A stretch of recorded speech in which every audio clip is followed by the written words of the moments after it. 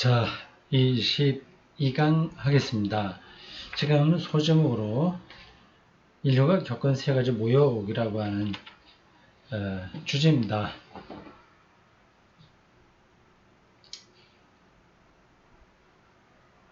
코페르니쿠스와 갈릴레이에 의한 지동설, 천동설을 탄탄하게 유지하고 있었던 그 시대 사람들에게는 모욕적으로 느낄 만하다. 그러니까 자기들이 중심이 아니라고 하는 걸 인정해야 되니까요. 두 번째 모욕은 당연히 진화론이에요. 그 앞 강의에서 오래 이야기했습니다. 부케티치에 의하면 이게 가장 큰 모욕에 해당되는 거니까요. 사실은 다른 학자들도 앞에서도 얘기했지만 이걸 모욕을 느낄 필요도 없습니다. 지금도 그렇게 느끼는 사람 없어요. 근데 부케티치는 계속 지금도 그런 걸 모욕으로 느끼는 사람이 있는 것처럼 전제하고 말을 하네요. 자, 세 번째 모욕은 지금도 프로이트의 무의식에 대한 분석입니다. 이게 사람이 자기 생각대로, 의식대로, 이성대로만 행동하는 게 아니다. 그래서 무의식이 오히려 자기를 지배한다. 그런 거로 깜짝 놀라는 거죠. 좀 놀랄 수 있는 거죠. 그걸 이제 풀어가면 그렇습니다. 그거를 이제 살펴보면 인간 언행의 무의식이 잠재의식이죠. 그게 주로 나타나는 걸로 알 수 있습니다. 100% 그게 또 기계적으로 그게 되는 건 아니고 그런 경향이 많이 있다고 하는 겁니다. 이 자연과학자들은 자기들이 알고 있는 혹은 새롭게 연구해낸 그런 것들을 절대화하는 경향이 있어요. 그것을 세계를 보는 여러 눈의 하나다. 그렇게 봐야 되는데 자연 법칙을 절대함으로써 오히려 실체를 놓치는 경우가 발생합니다. 자, 그 다음 오늘 22강에서 뒤르가 발언을 합니다. 첫 번째 모욕이라는 건 순전히 오해 때문에 느끼게 된 게 아닌가요? 생각해보면 사실 코페르니쿠스하고 그 갈릴리가 지동설 이거 말하기 전에 아주 오래전부터 그런 걸 말한 사람들이 있었습니다. 헬라 철학 그 시대, 그 당시에는 철학과 과학이 이제 같은 업무의 분야니까 그들 중에서도 그 지동설을 이야기하는 사람들이 있었습니다. 그렇게 갈릴레이와 코페르니쿠스의 이야기가 그게 이제 패러다임을 바꿨다고 하는 점에서 특별한 건 분명하긴 하지만 절대적인 그로 인해서 모든 게 다 바뀐 건 아니다. 바뀌긴 바뀌었지만 절대적인 건 아니다. 그리고 완전히 새로운 것도 아니다. 그건 좀 생각해 봐야 됩니다. 생각해 보면 사실 지구나 태양 어느 쪽도 우주의 중심은 아니거든요. 맞습니다. 그건 지구가 태양을 중심으로 돈다고 하잖아요. 그걸 발견했는데 태양도 중심 아니죠. 우주에는 어차피 중심이란 게 없습니다. 따라서 누구라도 자신이 우주의 중심이라고 주장할 수 있다는 이야기인데 하지만 중심에 있어서 딱히 득될 일도 없어요. 중심에 있는 것보다는 전체와 연결되어 있는 편이 더 유리합니다. 인간은 복잡한 직물의 일부예요. 직물이라 천이죠. 전 가로 세로 날줄 시줄 엮어선 직물 일부 이렇게 쭉 연결되어 있는 거죠. 그렇다고 올 실이요. 올 하나하나가 기계처럼 단순하게 연결되어 있다는 것은 아닙니다. 자신을 거대한 시계의 작은 톱니바퀴 가운데 하나일 뿐이라고 생각하는 기계론적 사고방식은 구시대 유물입니다. 큰 거 전체 하나의 부속품으로서 이렇게 있는 게 아닌 거죠. 부분과 전체가 연결되어 있는데 이 부분이 전체가 될 수도 있습니다. 기계론적 사고방식은 구시대 유물이다. 진화론도 그렇고 다른 것도 마찬가지입니다. 오늘날의 세계관은 그보다 훨씬 열려 있어요. 이런 점에서는 신학의 그 발언할 영역이 넓어지는 겁니다. 탁탁 기계적으로 모든 게 결정되는 식으로 이 세계가 구성되지 않았다는 거 아니겠습니까? 열려 있다고 하는 이 표현은 이제 신학적인 거예요. 신학도 늘 우리 인식이라든지 세계의 모든 것들이 종말론적으로 열려 있다 이렇게 말을 합니다. 그러니까 물리학에서도 그렇게 말을 할 수 있다면, 그러니까 아주 그 실증적인 과학주의에 떨어져 있는 사람들 외에는 이런 게 열려 있거든요. 그러면 신학이 말할 그 영역은 훨씬 넓어지는 거죠. 오히려 세계가 이렇게 열려 있음에도 어떻게 법칙이라는 것이 있을 수 있는지 되묻게 될 정도니까요. 참 멋진 표현이네요. 법칙이 있어요. 그걸 부정할 수는 없습니다. 근데 너무 그게 열려 있기 때문에 그게 법칙이 있다고 하는 것 자체가 참 신기한 거다. 그렇게 얘기합니다. 그러니까 과학자들 꼭 법칙에만 매달리면 이건 이제 그 코끼리 털 하나 붙들고 있다가 전체 코끼리를 놓치는 거하고 똑같은 잘못을 떨어지게 되는 겁니다. 이제는 다들 중심에 있느냐 변두리에 있느냐 하는 것보다 전체에 섞여 들어 있는 편이 훨씬 유리하다는 사실을 압니다. 그래야만 자기 주변에서 무슨 일이 일어나는지 늘 감지할 수 있으니까요. 인간을 특별한 존재로 보는 건 전체 바깥에 존재하는 다른 생물들과는 다르게 인간이 우주의 체계 전체를 들여다볼 수 있는 정신의 깊이를 가졌기 때문입니다.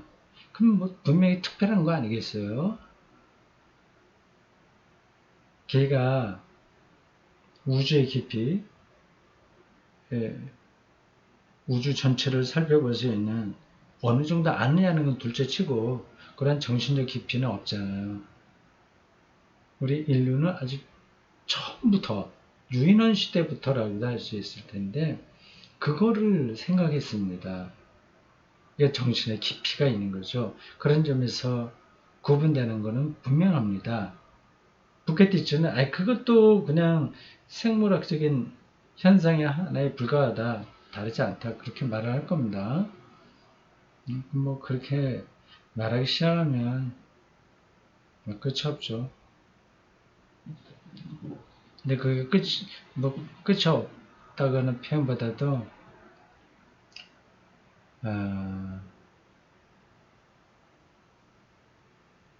그 생물이나 물리 세계 법칙 거기에 매몰되어 있는 거죠.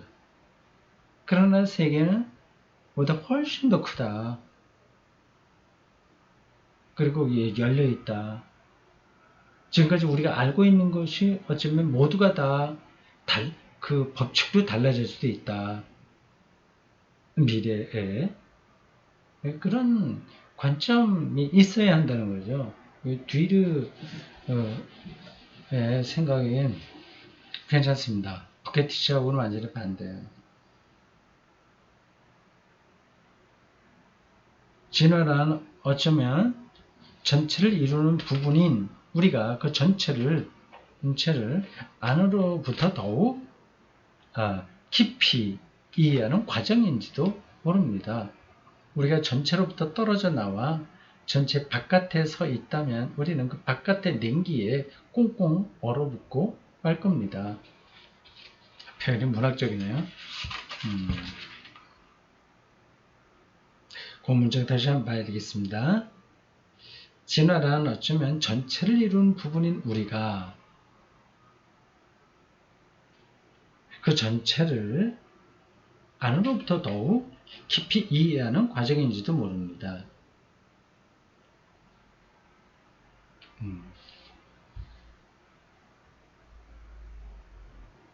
우리가 전체로부터 빠져나와 바깥에 서 있다면 그거 단절되어 버리는 거죠. 전체하고는. 그래서 자기 고거 법칙 거기에 매달리는 거죠. 그다음 우리는 결국 우리는 질식한다, 꽁꽁 얼어버린다 얘기입니다. 그 전체에 대한 안목을 자연과학자들은 놓치지 말아야 됩니다. 자연과학, 어떤 기능주의, 법칙주의, 실험주의 그런 데에만 떨어진다면 결국은 그 중심을 놓치게 되는 거죠.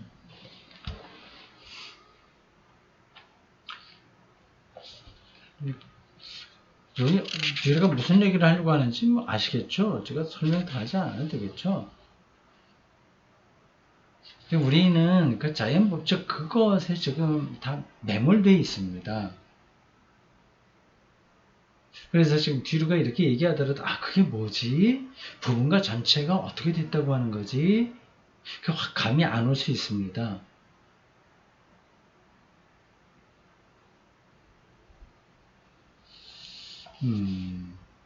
성경에 대한 이해에서도 비슷한 경우를 볼 수 있습니다.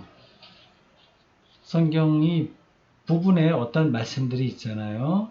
근데 그것만 붙들고 있게 된다면 성경 전체가 이야기하는 것을 놓칠 수 있어요. 그게 이제 율법주의, 문자주의입니다.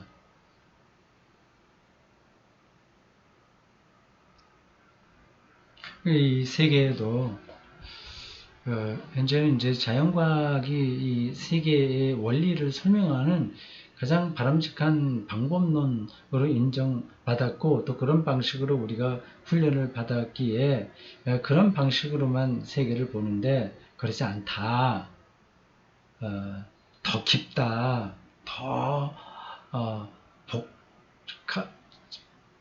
복합적이고 열려있다. 그 시각이 필요합니다. 근데 그런 점에서는 초등학교를 비롯해서 학교, 중고등학교, 대학교까지 선생님들의 역할이 좀 중요한 것 같습니다. 대부분은 거기에 매달려 있거든요. 그 부분에.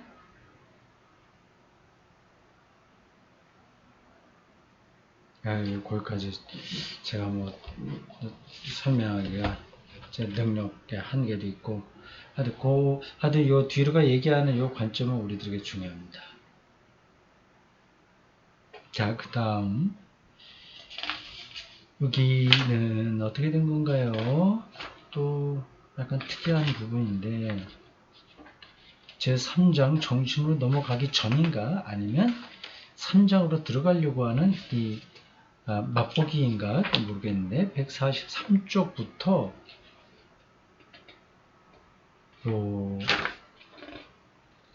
간단한 편집자가 써놓은 게 있고 또 4명, 3명, 두 사람이 번갈아 가면서 대화한 내용이 있군요.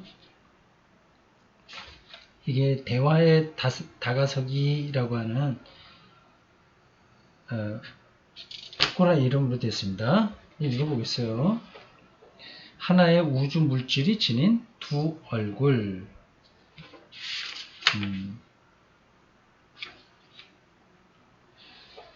피에르 테야르 두 샤르딩 카드로 신학자 1881년에서 1955년 샤르댕은 예수의 수사이자 지리학자이자 고생물학자였다. 물론 신부죠. 예수에 속한. 가톨릭에는 수도회들이 몇 개 됩니다. 거기에 들어가 있는 사람들이 수사라고 하는데, 그들이 이제 정식으로 그 뭐예요, 주교를 중심으로 한 교구에 속해서 신부 사제의 서품을 받으면 신부가 되죠. 이게 신부하고 수사는 좀 다릅니다. 근데 수사들이 이렇게 사제 서품을 받지 않은 수사도 있죠. 근데 받은 수사들이 훨씬 많을 겁니다. 이 띠아르드 샤르등은 신부 서품을 받은, 사제 서품을 받은 예수의 소속 수사, 지리학자 고생물학자입니다. 그는 스스로를 학자 수사라 부르면서 과학과 종교를 하나로 통합하는 길을 찾는 데 일생을 바쳤다. 나에게는 과학과 종교가 늘 하나이고 둘 다 같은 목표를 추구하는 것으로 보인다라는 그의 말은 띠아르디의 출발점이 무엇인지를 잘 말해준다. 1962년까지만 해도 띠아르의 저작들은 가톨릭 교회의 가르침에 어긋난다는 비난을 감수해야 했다.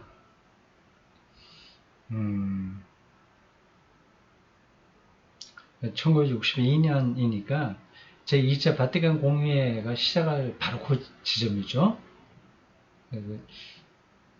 바티칸 공회를 통해서 이 사람의 신학이 공인된 것 같습니다. 자연과학을 연구하면서 떼야르는 다윈의 진화론과 그것을 바탕으로 하는 세계상이 옳다는 확신을 얻게 되었다. 그뿐 아니라 떼야르는 정신과 물질의 관계를 밝히고자 노력했다. 그에게는 정신과 물질이 서로 다른 두 가지가 아니라 하나의 우주 물질이 지닌 두 가지 상태 또는 두 얼굴이었다. 표현이 독특합니다. 정신과 물질이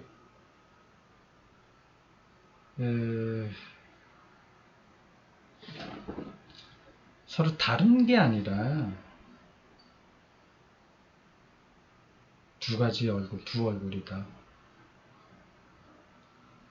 세계를 순전히 유물론의 눈으로만 관찰하는 당대의 흐름에 거슬러 떼야르는 물질이라는 외면뿐 아니라 그 외면에 포함된 정신이라는 내면을 함께 생각했고, 물질의 내면에 정신이 어떻게 있을까요? 돌은 물질이잖아요. 거기 정신이 있을까요? 지금 그게 아니면 사람에 대해서만 얘기하는 건가? 사람의 이 물질이잖아요, 몸이. 여기에 정신의 내면이 있다는 얘기를 하는 걸까요? 좀 더 보겠습니다. 외면에 포함된 정신이라는 내면을 함께 생각했고 우주와 생명의 발달에 대해 자신의 연구의 양자를 통합하려고 노력했다. 띠아르에 따르면 보통 이제 이 띠아르를 진화론 신학자라고 얘기합니다. 그래서 모든 것이 정신과 물질이 완전히 일치가 되는 그 세계를 오메가 포인트라고 얘기를 했을 겁니다. 오래전에 제가 책을 읽어서 표현이 정확한지 모르겠습니다. 띠아르에 따르면 우주는 아주 단순한 시작점, 알파점에서 출발해서 점점 복잡한 체계를 이루게 되었다. 그리고 생물의 진화가 진행됨에 따라 정신 또는 의식이라는 형태로 확산되어 이른바 정신계를 이루게 된 것이다. 하나님은 창조하실 수 있는 것보다 적게 창조하셨다는 식의 생각을 뒷받침하기 위해 띠아르는 창조를 어느 한 순간에 일어난 사건으로 치부하는 교회 입장을 부정한다. 그러니까 아주 태고 쪽에, 태초죠. 그때 창조로 끝난 게 아니다. 주장입니다. 가장 중요한 저작으로는 우주에서 인간이 지니는 지위라고 하네요. 프랑스어로 됐습니다. 그리고 현상으로서의 인간, 나타난 현상을 들 수 있다. 고생물학에 관해서는 많은 논문을 발표한 떼아르였지만 신학, 철학에 대한 저술은 예수의 지도자들의 반대에 부딪혀 생전에 발간하지 못했다. 그의 저작에 대한 규제는 여기 나오네요. 제2차 바티칸 공의회가 진행 중이던 1962년에 부분적으로 풀렸지만 그의 사상을 둘러싼 논쟁은 오늘날까지도 계속되고 있다.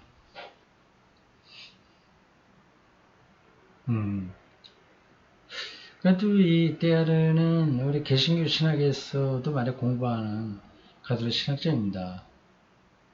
이 사람보다 좀 후대에 있었던 또 한 사람 대표적인 가톨릭 신학자는 개신교에서 좀 많이 받아들이고 있는 가톨릭 신학자는 한스 퀸입니다.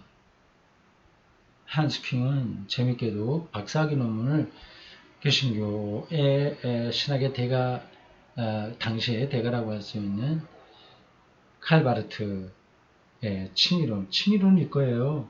그걸 썼습니다. 네, 한스킹은 떼아르는 이제 프랑스 사람이고, 한스킹은 독일 사람이에요. 독일 교회가 많이, 독일 가톨릭 교회가 많이 이 한스킹을 지원했습니다. 그래서 튜빙겐 대학이겠죠. 거기서 은퇴까지 있었고 그 뒤로도 책을 정말 많이 썼습니다.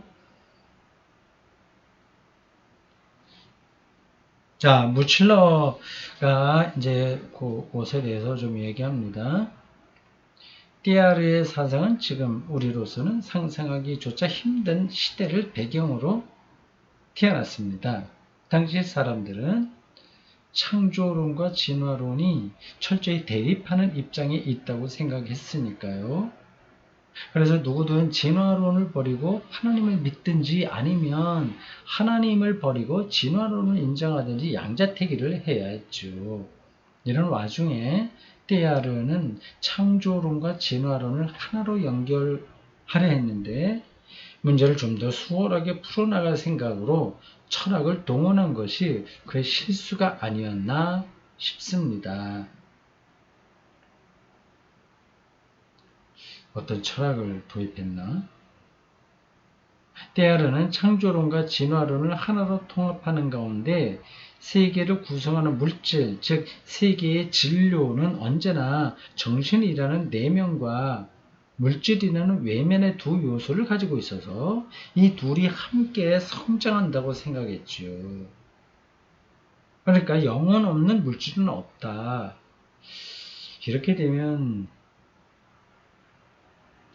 물질 뭐라고 해야 되나? 물신론이 되나?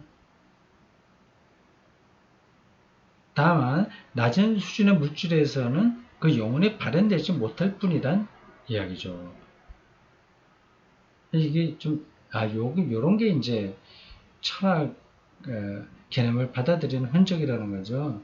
이건 굉장히 이제 복잡하게 됩니다.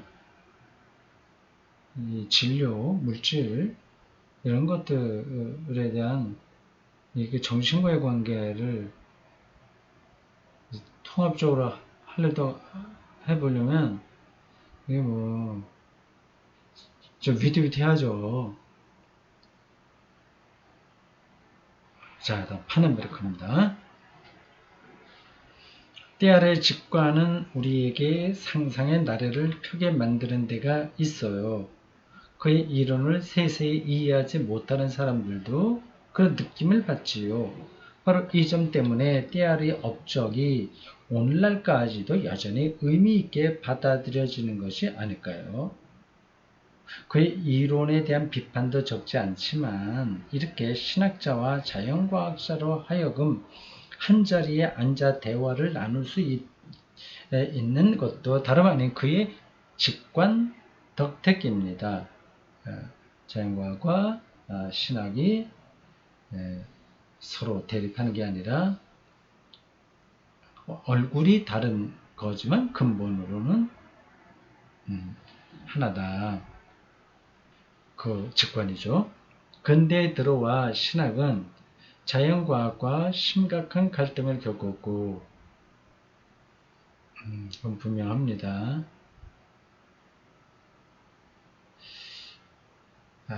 지금 이제 극복을 해가는 중에 있는데 어쨌든 심각했습니다. 그 결과 지난 100년 동안 신학은 자신 안으로 움츠러들어서 자연과학에 대해서는 할 말이 없게 되는 거예요. 해봤자 이거는 따돌림만 당하니까 안하고 움츠러들어 오히려 종교 문제나 교회가 가르치는 초자연적인 교리만 다루게 되었죠. 이 때문에 신학은 오히려 하나님의 진정한 신성에 상처를 입히고 말았어요. 왜 상처를 입히고 말았냐? 창조한 세상에 대해서는 할 말이 없으니까 그렇게 된 거죠.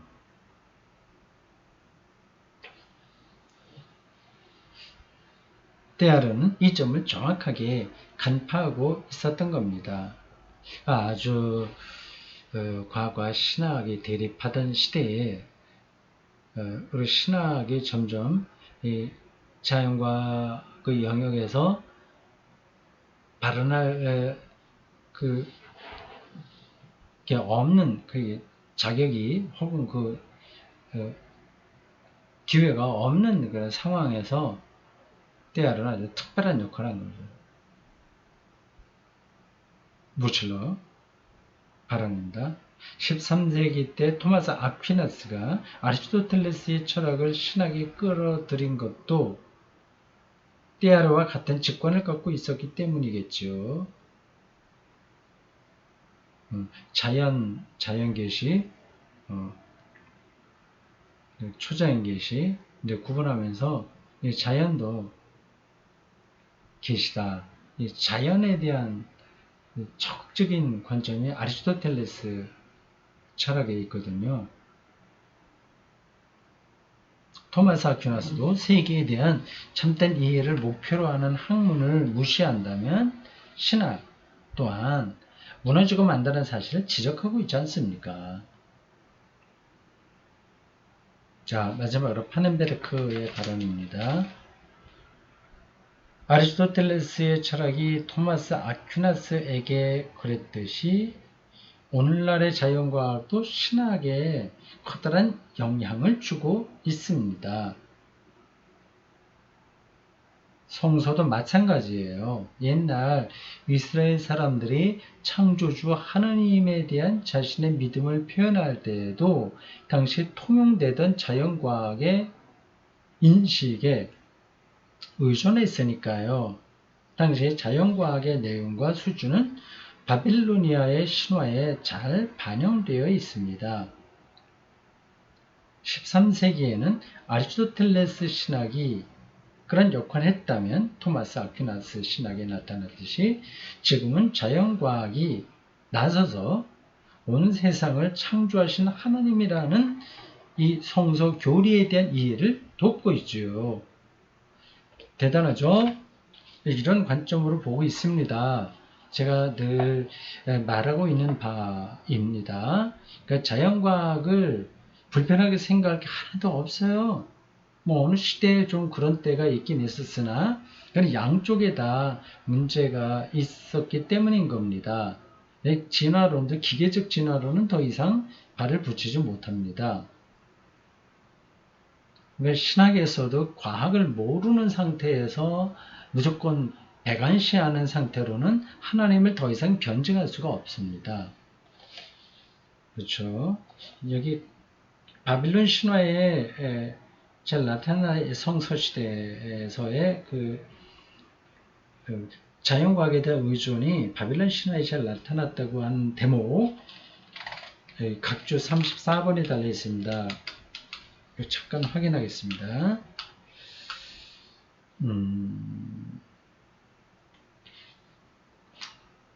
시간이 있으신 분들은 나중에 각주도 한번 보십시오. 많이 달려 있습니다. 34번 각주. 당시 바빌로니아 사람들은 우리 성경에는 바벨론이라고 되어 있습니다. 창세기 창조 이야기에 나온 것들이 여기에 많이 연결되어 있습니다. 바빌로니아인들은 고도로 발달된 수학과 천문학을 가지고 있었다. 다신교를 믿던 그들은 하늘의 신 아누, 땅의 신 엔릴, 물의 신이자 인간에게 우호적인 지혜와 마법의 신인 에아라는 세 신이 우주를 지배한다고 생각했다.